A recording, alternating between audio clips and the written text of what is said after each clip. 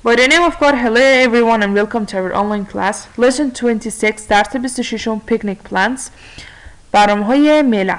Exercise 1 exercise اول vocabulary ذخیره لغات. Part A بخش A. آنا و رافائل plan a picnic. آنا و رافائل برنامه‌ریزی می‌کنن یک پیکنیک را یا یک میله را. Listen and practice. گوش کنید و تمرین کنید. Number 1 شماره اول milk شیر cups فنجان ها جوس آب میوه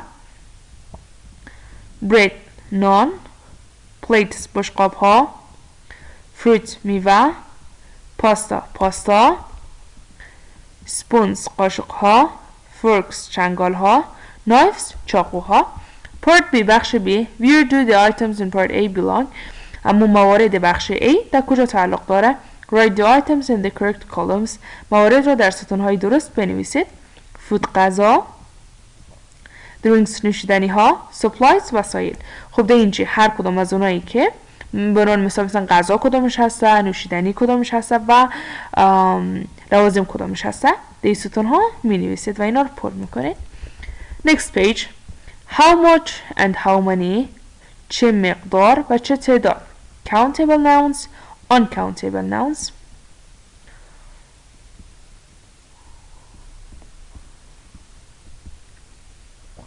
خب ویدیو قبلی من توضیح دادم گرامر nouns که noun ها یا اسم ها به دو دسته تقسیم شده countable and uncountable اسم های قابل شمارش و اسم های غیر قابل شمارش خب درس امروز ما درباره how much و how many هست اولش که how much چه معنی میده how much یعنی چه مقدار خب چه مقدار و how many هم یعنی چه تعداد how much ما با چه استفاده میکنیم با uncountable nouns یعنی چی اسم های غیر قابل شمارش مثل آب یا شکر نمک خب و how many را یعنی چه تعداد ما را با اسم های countable یعنی چی قابل شمارش استفاده میکنیم مثل چی گلاس چوکی کامپیوتر موبایل و هر چیز دیگه که قابل شمارش باشه خب ما دو تا استراکچر داریم استراکچر اولی ما برای how much هست یعنی چه مقدار how much استفاده میکنیم plus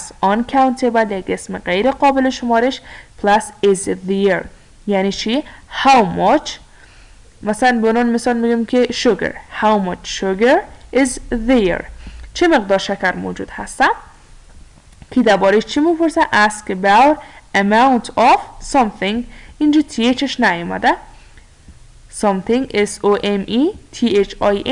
something بعضی چیزها معنی میده asks about amount of something همین استراکچر درباره مقداری چیزی میپرسه درباره مقدار و استراکچر بعدی ما how many plus countable nouns یعنی اسمای قابل شمارش plus are there خب asks about number of something درباره تعداد چیزی میپرسه به عنوان مثال how much juice is there چه مقدار جوس موجود هست یا نوشیدنی موجود هست how many chairs are there چه مقدار چوکی موجود هست چه مقدار نه دیگه چه تعداد اگر غیر قابل شمارش بود چه مقدار اگر قابل شمارش بود چه تعداد how many chairs are there چه مقدار چوکی موجود هست how much milk do we need چه مقدار شیر ما نیاز داریم و اگر قابل شمارش باشه how many cups do we have چه مقدار فنجان ما داریم خب خیلی ساده دیگه گرامر امروز ما درباره how much و how many بود how much برای اسمهای غیر قابل شمارش how many برای قابل شمارش خب how much درباره مقدار یگان چیز میپرسه و how many هم درباره تعداد یگان چیز میپرسه به عنوان مثال how much juice is there چه مقدار جوس هسته how many chairs are there چه تعداد چوکی هسته برگردیم به کتاب how many cups do we have ببینید قابل شمارش هسته how many استفاده کرده چه تعداد فنجان ما داریم we have 20 cups ببینید قابل شمارشه We have 20 cups. 20 فنجان داریم. We have a lot of cups. ما فنجان های زیادی داریم. There are 3 plates. There are 3 plates. 3 تا بشقاب هستن. There are a few plates. There are a few plates. چند تا بشقاب هستن. Uncountable nouns اسمهای غیر قابل شمارش. How much که how much رو برای اسمهای غیر قابل شمارش استفاده میکنیم. How much pasta is there. How much pasta is there. چه مقدار ماکارونی هستن. There is a lot of pasta. ماکارونی زیادی هستن. There is a little pasta. کمی ماکارونی هستن. خب how many چه تعداد. How much چه مقدار. Exercise 2 exercise دوم language focus تمرکز زبان. Part A بخش A. The friends decide what they need for the picnic. For their picnic. دوستان تصمیم میگیرن که آنها چه نیاز دارن برای میله خود. Listen and practice. گوش کنید و تمرین کنید. Okay, what do we need for the picnic? گفته okay ما چه نیاز داریم برای میله. How many cups do we have? چند تا فنجان داریم. Let's see بیاین ببینیم. We have about 20 cups. حدود 20 فنجان داریم. But there are only 3 plates. اما فقط 3 تا بشقاب هستن. We need plates. ما بشقاب نیاز داریم. اوکی خب. What about food? درباره غذا چطور؟ How much pasta is there? چه مقدار پاستا یا ماکارونی هستن؟ There is a little pasta. مقدار کمی ماکارونی هستن. We need pasta and a lot of milk. پاستا نیاز داریم و یک عالمه شیر. There is a little bread. But let's buy bread too. میگه که کمی نان هستن. بیاین نان هم بخریم. What else? دیگه چی؟ How much juice do we have? چه مقدار جوس داریم؟ I think we have a lot of juice. I think we have a lot of juice. من فکر میکنم که ما نوشیدنی یا میوه زیادی داریم.